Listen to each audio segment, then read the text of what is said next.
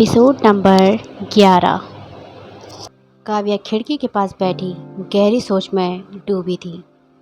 मैं कहाँ आकर फंस गई हूँ। ये कौन सा समय है और अब मुझे आगे क्या करना है। उसे अपनी लिखी हुई कहानी याद आ रही थी। हर किरदार, हर घटना, सब कुछ उसकी आंखों के सामने घूम रहा था। विहान कुछ देर से उसे चुपचाप देख रहा था। उसे लगा शायद उसकी माँ की बातों ने नैना को अंदर से तोड़ दिया है। वह हल्का सा खांसा। काव्या अपने ख्यालों में इतनी खोई थी कि उसे पता ही नहीं चला। विहान, नैना। काव्या ने कोई प्रतिक्रिया नहीं दी। विहान ने उसे कुछ पल देखा और फिर सोचा, शायद मुझसे भी नाराज़ है। वह बिना कुछ कहे कमरे से बाहर चला गया। दरवाजे के बाहर पहुंचकर वह कुछ पल रुका और अपने मन में सोचा, इसके लिए कुछ खाने को ले आता हूँ, और वह घर से बाहर निकल गया। दूसरी तरफ काव्या अचानक उठ खड़ी हुई। काव्या कहती है, सबसे पहले मुझे पता करना होगा कि आखिर मैं कौन हूँ और यहाँ आई कैसे। उसने अपने कपड़ों की तरफ देखा। साड़ी को देखकर उसका चेहरा बन गया। काव्या, ये साड़ियाँ तो बिल्कुल भी मेरे टाइप की नहीं हैं। वह अलमारी खोलती है। अंदर महंगी साड़ियाँ, गहने और तरह तरह के सामान रखे थे। काव्या हैरानी से सब देखती है। ओहो, मैडम नैना की पूरी अलमारी तो साड़ियों से ही भरी पड़ी है। उसकी नज़र दूसरी तरफ रखे विहान के कपड़ों पर जाती है। वह उसकी एक शर्ट और आरामदायक लोअर निकाल लेती है। कुछ देर बाद वह साड़ी और भारी गहने उतारकर अलमारी में रख देती है और आरामदायक कपड़े पहन लेती है। फिर आईने में खुद को देखकर राहत की सांस लेती है। काव्या, अब जाकर के कुछ अच्छा लगा। उसके बाद उसकी नज़र कमरे में रखे विहान के लैपटॉप पर जाती है। उसकी आंखों में एक अचानक से चमक आ जाती है। काव्या, अगर मैं इस दुनिया में सचमुच नैना बनकर आई हूँ तो इंटरनेट पर शायद मेरे बारे में कुछ तो होगा। वह लैपटॉप खोलती है। स्क्रीन पर पासवर्ड की समस्या आती है। काव्या कुछ पल सोचती है। फिर उसे याद आता है कि विहान के बारे में उसकी लिखी कहानी में उसने कई छोटी छोटी बातें खुद शामिल की थी। वह एक संभावित पासवर्ड डालती है। लैपटॉप खुल जाता है। काव्या की आंखें फैल जाती हैं। वह तुरंत अपना नाम सर्च करती है, काव्या। लेकिन स्क्रीन पर जो परिणाम आता है उसे देखकर उसके चेहरे से मुस्कान गायब हो जाती है। कोई परिणाम नहीं निकलता। वह फिर अलग अलग तरीके से अपना नाम खोजती है और कुछ नहीं होता। फिर वह नया नाम सर्च करती है। इस बार ढेरों परिणाम सामने आ जाते हैं। काव्या कुर्सी पर पीछे टिक जाती है। उसकी आंखों में डर उतर आता है। काव्या, तो इस दुनिया में नैना मौजूद है। वह धीरे से अपने चेहरे को छूती है, लेकिन काव्या नहीं। उसी समय कार के रुकने की आवाज़ आती है। काव्या तुरंत लैपटॉप की स्क्रीन बंद कर देती है। दरवाजे की तरफ देखती है। विहान वापस आ चुका था और अब उसे तय करना था, क्या वह विहान को सच बताएगी कि नैना नहीं बल्कि काव्या है। विहान कमरे में आया तो उसके हाथ में एक डिब्बा था। काव्या ने उसकी तरफ देखा। विहान, ये लो, तुम्हारे लिए लाया हूँ। काव्या ने डिब्बा खोला तो अंदर गर्मा गर्म जलेबियाँ थी, लेकिन अगले ही पल विहान की नज़र उस पर पड़ी और वह ठिठक गया। काव्या ने उसकी शर्ट और लोअर पहन रखी थी।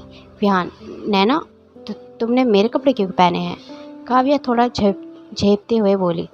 काव्या, असल में मैं आपसे काफ़ी समय से कुछ कहना चाहती थी। विहान, क्या क्या कहना चाहती थी। काव्या कुछ पल सोचती है, फिर धीरे से कहती है। काव्या, शादी से पहले मेरा भी एक सपना था। मैं बाकी लड़कियों की तरह सिर्फ घर तक सीमित नहीं रहना चाहती थी। मैं भी आगे बढ़ना चाहती थी, कुछ करना चाहती थी, अपनी पहचान बनाना चाहती थी। विहान चुपचाप सुनता रहा। काव्या, लेकिन शादी के बाद परिस्थितियाँ ऐसी हो गई कि मैंने सब कुछ छोड़ दिया। ये साड़ियाँ और इतने सारे गहने, मैं इन्हें सिर्फ इसलिए पहनती हूँ क्योंकि मुझे पहनना पड़ता है। सच कहूँ तो मेरा कंफर्ट जोन तो ये है ही नहीं।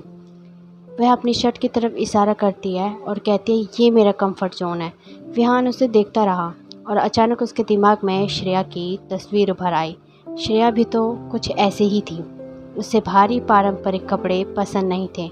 उसे अपनी ज़िंदगी अपने तरीके से जीना पसंद था। विहान कुछ पल के लिए अतीत में खो गया, फिर उसने खुद को वर्तमान में वापस खींच लिया।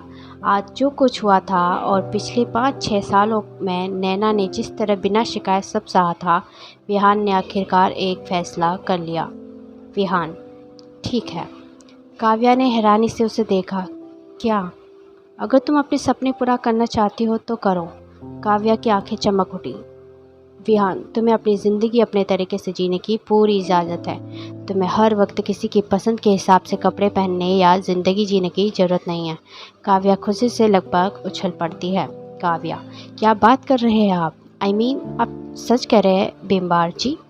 विहान भौहें उठाता है। काव्या तुरंत संभालती है। काव्या, मेरा मतलब विहान जी। विहान हल्का सा मुस्कुरा देता है। विहान, हाँ सच कह रहा हूँ। फिर वह जलेबी का डिब्बा उसकी तरफ बढ़ाता है। विहान, और ये लो तुम्हारी पसंदीदा जलेबी। काव्या डिब्बे को देखती है और उसका चेहरा थोड़ा उतर जाता है। काव्या, मीठा? विहान, हाँ, हमें मीठा पसंद नहीं है, हमें तो खट्टा चटपटा पसंद है।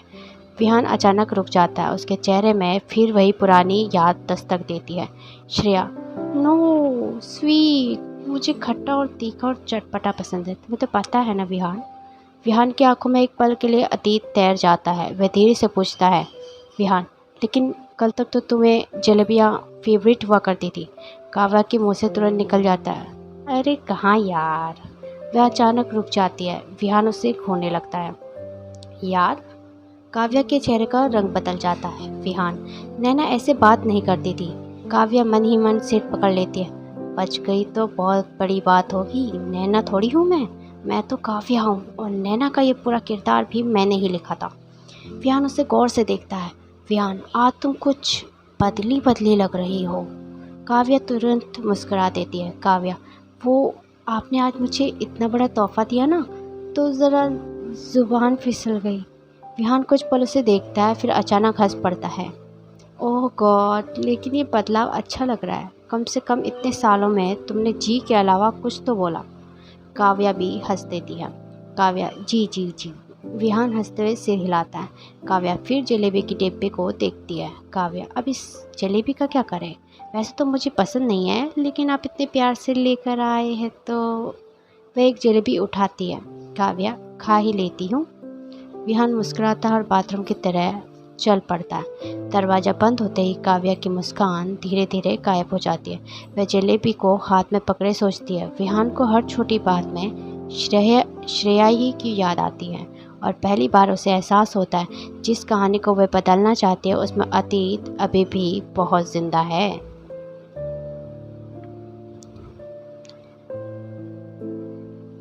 अगली सुबह नैना देर तक सोती रही। नीचे पूरा परिवार नाश्ते की मेज पर उसका इंतजार कर रहा था, लेकिन काव्या को तो इस घर की दिनचर्या और जिम्मेदारियों के बारे में कुछ पता ही नहीं था। आखिरकार मिसेज मल्होत्रा गुस्से से कमरे में पहुंची। दरवाज़ा खोलते ही उनकी नज़र बिस्तर पर पड़ी नैना पर गई। मिसेज मल्होत्रा बोली, वाह, देखो तो महारानी अभी तक सो रही है। नैना उन्नीदी आंखों से उनकी तरफ देखती है। मिसेज मल्होत्रा, और ये क्या पहन रखा है? शर्म की सारे हदें पार कर दी इस लड़की ने। तभी पीछे से विहान की आवाज़ आती है। विहान, माँ, मैंने ही इसे कपड़े पहनने को कहा। मिसेज मल्होत्रा पलटकर उसके तरफ देखती है। क्या? विहान बिल्कुल शांत था। विहान, और आज से नैना घर का कोई काम नहीं करेगी। मिसेज मल्होत्रा के चेहरे पर अविश्वास छा जाता है। मिसेज मल्होत्रा, अगर ये घर का काम नहीं करेगी तो कौन करेगा? विहान, काम वाले रख लेंगे। मिसेज मल्होत्रा, तो फिर इस बार इस घर में इसकी ज़रूरत ही क्या है? कमरे में अचानक खामोशी छा जाती है। काव्या भी विहान को देखने लगती है। विहान की आंखों में इस बार गुस्सा नहीं बल्कि वर्षों से दबा हुआ दर्द था। विहान, इसकी ज़रूरत है माँ, क्योंकि नैना सिर्फ इस घर का काम करने के लिए पैदा नहीं हुई। मिसेज मल्होत्रा भड़क उठती है। मिसेज मल्होत्रा, विहान, तुम्हें पता है तुम क्या कह रहे हो? ये हमारी परंपरा नहीं है। विहान, मुझे पता है। मिसेज मल्होत्रा, हम मल्होत्रा हैं, हमारे घर की बहू बाहर जाकर नौकरी करेगी, लोगों को क्या जवाब देंगे? विहान कुछ पल के लिए अपनी माँ को देखता रहा, फिर उसकी आवाज़ कठोर हो गई। विहान, बस माँ। मिसेज मल्होत्रा चुप हो गए। विहान, बहुत सुन लिया मैंने ये, हम मल्होत्रा है, हमारी परंपरा, हमारा समाज क्या कहेगा? उसकी आंखों में वर्षों का गुस्सा दिखाई देने लगा। विहान, और इसी मल्होत्रा की इज्जत बचाते बचाते मेरी अपनी ज़िंदगी ख़त्म हो गई। मिसेज मल्होत्रा के चेहरे पर सन्नाटा छा गया। विहान, लेकिन अब नहीं। वह नैना की तरफ देखता है। विहान, अब नैना अपनी ज़िंदगी अपने तरीके से जिएगी, अपने सपने पूरे करेगी, और इस बार मैं उसके रास्ते में किसी को आने नहीं दूंगा। काव्या उसे देखती रह जाती है। उसके मन में पहली बार विहान के लिए एक अलग तरह का सम्मान पैदा होता है। वह धीरे से सोचती है, जिस आदमी को मैंने अपनी कहानी में सिर्फ एक दुखी पति समझकर लिखा था, उसके अंदर इतना दर्द छिपा था। और दूसरी तरफ मिसेज मल्होत्रा के चेहरे पर साफ था, ये लड़ाई अभी ख़त्म नहीं हुई थी।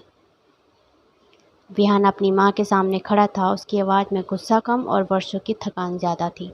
विहान, अगर आपको हमसे इतनी परेशानी है तो मैं ये घर छोड़कर चला जाऊंगा। मिसेस मल्होत्रा, अचानक उनका चेहरा उतर जाता। विहान, अब फैसला आपका है माँ। अगर आपको लगता है कि मैं गलत हूँ तो मुझे अपने हिसाब से इस घर में रहने दीजिए, या फिर मैं नैना के साथ कहीं और जाकर रह लूँगा। वह कुछ पल रुका।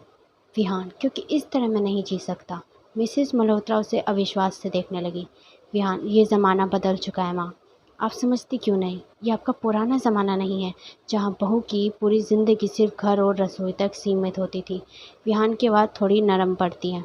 मैंने बहुत कुछ खोया, लेकिन अब मैं अपनी पत्नी को भी उसी तरह खोना नहीं चाहता। ये सुनते ही मल्होत्रा के चेहरे पर पहली बार डर साफ दिखाई दिया। उन्हें गुस्सा नहीं था, उन्हें अपना बेटा खोने का डर था। उनकी आंखों से आंसू बहने लगे। मिसेस मल्होत्रा, तो अब तुम मुझे छोड़कर जाओगे? विहान कुछ नहीं बोलता। माँ काँपती हुई आवाज़ में कहती हैं, अपनी अपनी माँ को। उनकी आंखों में आंसू लगातार बह रहे थे। कमरे में खड़ी काव्या सब देख रही थी। उसने पहली बार महसूस किया कि इस घर में सिर्फ नैना ही नहीं अपने दर्द को छुपाए जी रही थी। हर किसी न किसी को खोने से डर रहा हर कोई किसी न किसी को खोने से डर रहा था। और शायद यही वह पल था जहाँ इस परिवार की कहानी पहली बार सचमुच बदलने वाली थी। मिसेज मल्होत्रा ने आखिरकार अपने दिल पर पत्थर रखकर विहान की बात मान ली। वह अपने इकलौते बेटे को खोना नहीं चाहती थी। विहान उनके बुढ़ापे का सहारा था, इसलिए उन्होंने मन मारकर नैना को उसके सपने पूरे करने की इजाज़त दे दी। उधर नैना के शरीर में मौजूद काव्या को पहली बार थोड़ी राहत महसूस हुई।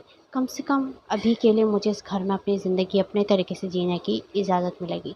अगली सुबह विहान ऑफिस के लिए निकल चुका था। घर में हमेशा की तरह नैना और उसकी सास मौजूद थी। तभी दरवाजे पर एक दस्तक होती है। मिसेस मल्होत्रा ने दरवाज़ा खोला। सामने एक नई नौकरानी खड़ी थी। मिसेस मल्होत्रा, तुम ही हो ना जो आज से काम पर आने वाली हो? नौकरानी ने सिर हिलाया। जी मालकिन। काव्या भी वहाँ आ गई। मिसेस मल्होत्रा ने उसकी तरफ देखते हुए कहा, ये आज से घर के कामों में नैना का हाथ बटाएगी। काव्या की आंखों में हल्की चमक आ गई। अब उसे हर सुबह से रात तक रसोई और घर के कामों में नहीं उलझना पड़ेगा। वह अपने सपनों के बारे में सोच सकती थी। वह अपने पुराने जीवन के बारे में पता लगा सकती थी, और सबसे बड़ी बात, वह ये समझने की कोशिश कर सकती थी कि वह काव्या से नैना कैसे बन गई। लेकिन उसे पता था कि इस नई शुरुआत के साथ उसकी ज़िंदगी में एक बड़ा राज उसका इंतज़ार कर रहा था। आपको मेरी कहानी अच्छी लगी है तो लाइक, शेयर एंड सब्सक्राइब करना ना भूलें। साथ ही कमेंट करिए, ताकि आपके कमेंट से हो सकता है कहानी को एक नया रुख और एक नया मोड़, एक नया पड़ाव मिल सके। मैं मिलूंगी इसके नेक्स्ट चैप्टर के साथ। तब तक के लिए जय हिंद, जय भारत दोस्तों।